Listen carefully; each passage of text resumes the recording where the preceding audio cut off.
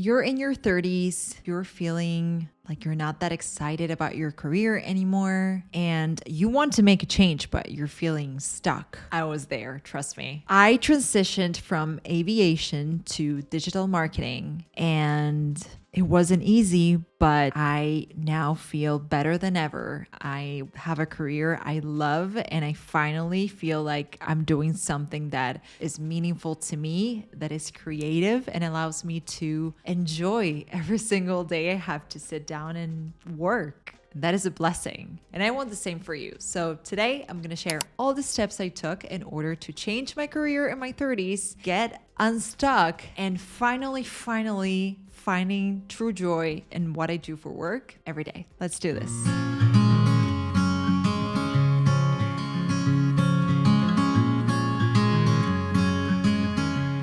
So here's some hard truths that you need to learn before you make this career transition. First of all, it's that you might earn less at first, and that's okay. You have to be ready for an initial pay cut, because reality is that if you currently are in a career where, you've worked hard, you've, gone up the corporate ladder, you've developed your skills and your expertise in what you do, and you want to change to a different career where you're going to be doing something that is completely different and you have no experience in, you're going to have to take jobs that pay a little less in order to learn and earn that expertise. Just remember, it might feel like it's a downgrade at first, but adding your experience and showing how eager you are to learn and working hard, you'll grow in no time. Another hard truth you should know before changing careers is that you will experience imposter syndrome, but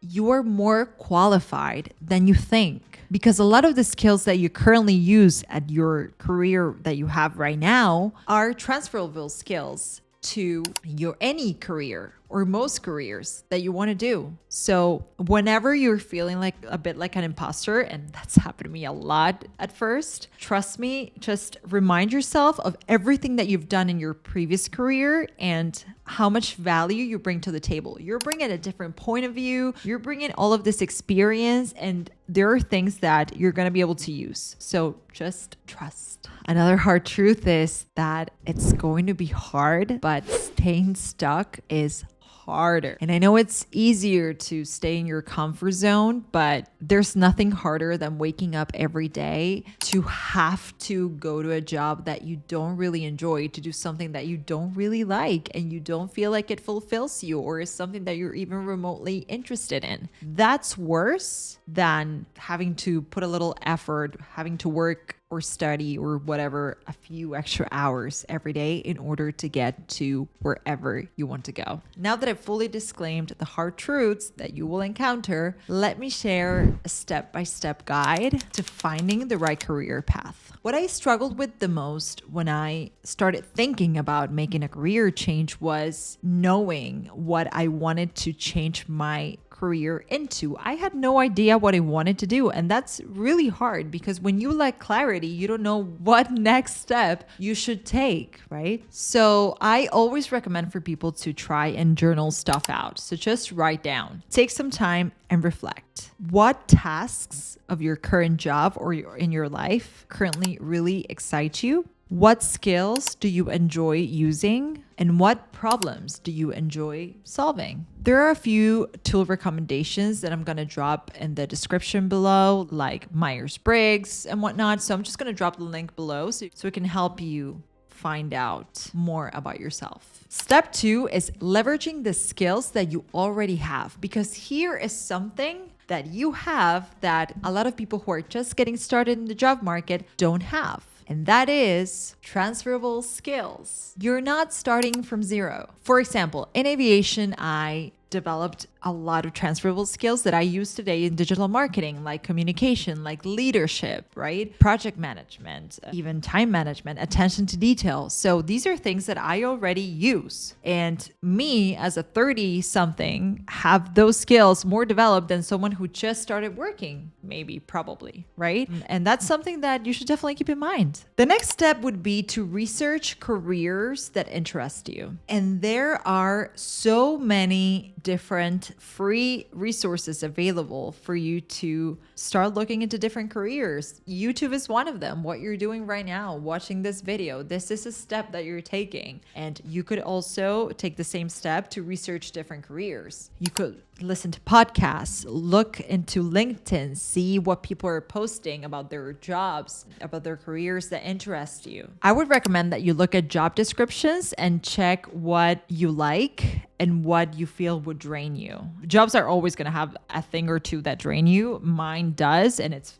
okay. It comes with working. That's the way it is. But if it has more pros than cons, then that's it. That's already a good job for you to think about. Another tip that I feel is important that I got a chance to do is to talk to people who are already doing these jobs that you're thinking of doing.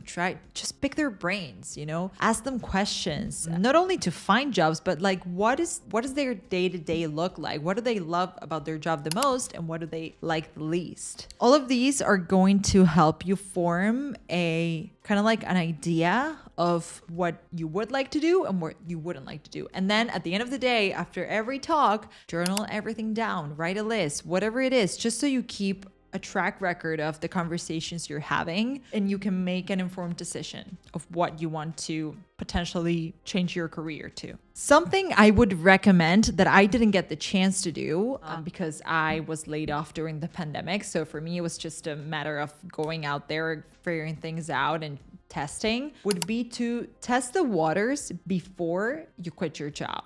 Right? So what I would do, which is kind of what I did, but I didn't have the luxury of a job at the moment, would be to try and, take courses. That's something I did. And also try to take freelance projects, which I also did for some time. That allowed me to gain experience and to see what I liked and what I didn't. I did Pinterest for a while.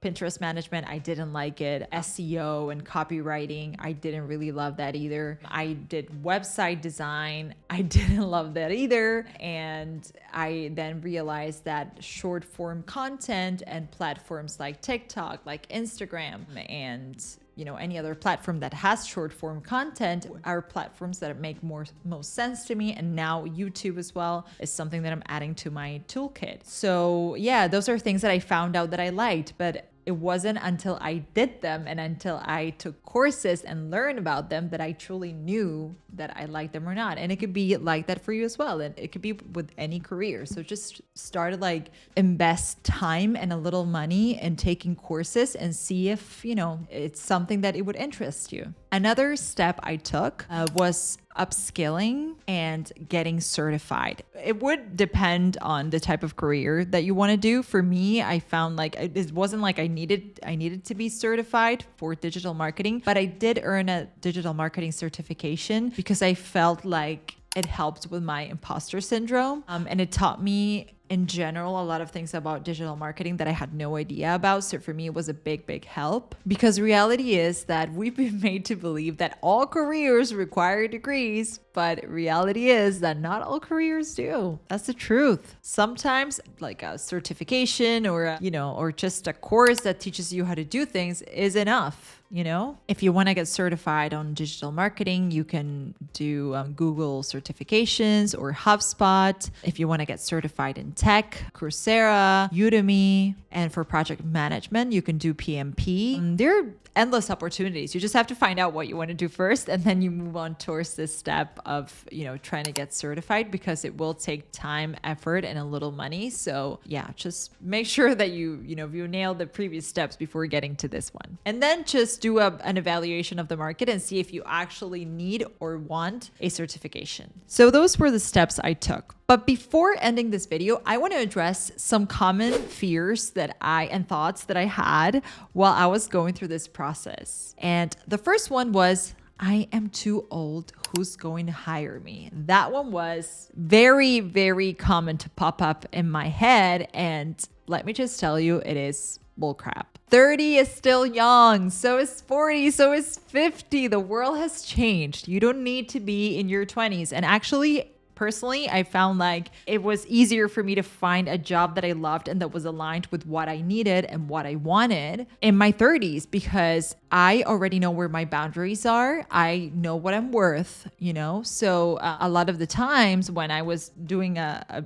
job like in my 20s, I would say yes to everything, and then I would feel awful and I would be burnt out in a heartbeat. And now it's not the case, because I set the boundaries from the beginning and I listen to the other side and see what they need from me. And I kind of like assess if I can do it or not. And then we agree to work together or not, you know? And I feel like that confidence and honesty really goes a long way with whoever is looking for someone to work with. And it's actually quite refreshing. And it's not something that it was easy for me to do in my 20s. So 30 and up, I'm telling you, that's where it's at to grow in your career and better your life in general. Just a little wisdom. Not that you can't do it in your 20s, you can, but this is a message for the older folks like me. Another fear and thought that I had was that I don't have enough time to learn all of this, to do all of this. Yes, you do. You only need an hour a day. You don't need any more than that. What you need to do is to commit. You need discipline.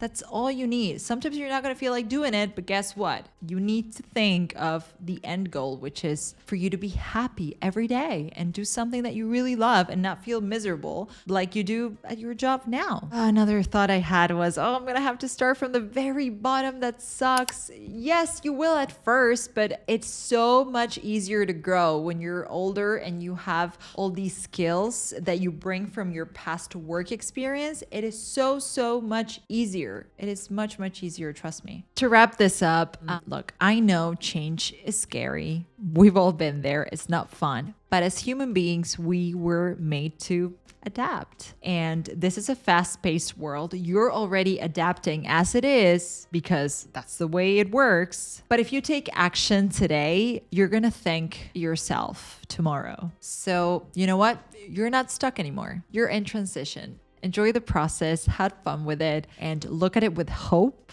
that, you'll get to where you need to be. Just be patient and trust the process. I hope you like this video. If you learned something new, or I don't know, you liked it, you can tap the subscription button. And yeah, I hope that you're feeling a little more inspired after this video. If you have any questions or anything, drop them below. And thanks for watching. I'll see you next time.